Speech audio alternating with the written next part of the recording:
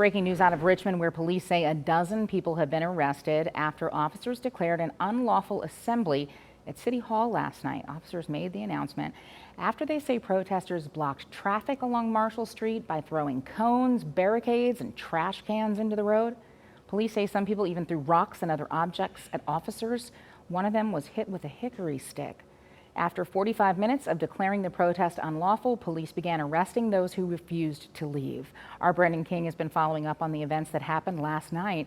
Brendan, you talked to a witness, a criminal justice expert, and also heard from the governor about the protest. Yeah, we did, Julie, and let me tell you, the location of last night's protest here at City Hall coincided with a city council meeting where leaders discussed their options to restore order in the city. But by midnight, we watched things go south.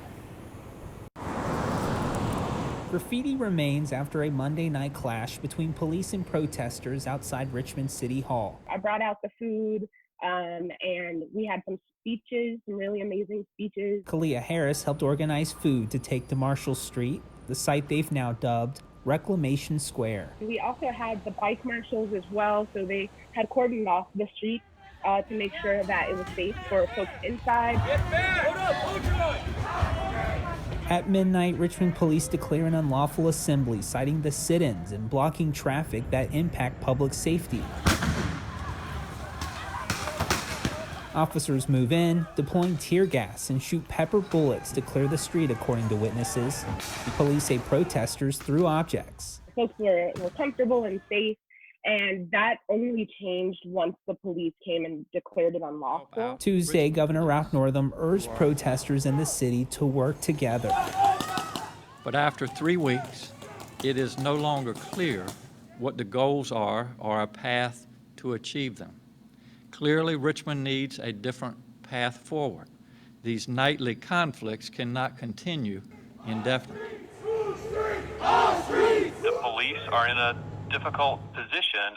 They want to maintain their safety and subsequently the safety of the protesters, but they also have decided that dispersing the crowd was the right approach. Dr. William Pelfrey is a professor of criminal justice and policing at VCU. In the dark, which happens to describe this setting, police are more likely to use chemical agents because they can't see what's going on. They want to maintain a safe distance from the crowd.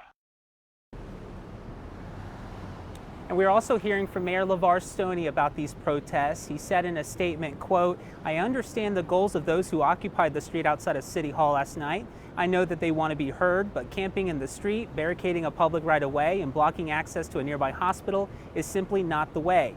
There are many opportunities for lawful engagement with local government on issues of racial equity, both currently in place and in development. I invite them to participate." Also, in a tweet today, Councilmember Mike Jones said on July 1 he will introduce legislation that will ban the use of tear gas, pepper bullets, and flashbangs in the city. If you stay with us later at 6 o'clock, you'll hear more from that policing expert and how he weighs in on what police he thinks should do moving forward with these protests. Working for you in Richmond, I'm Brendan King, CBS 6 News.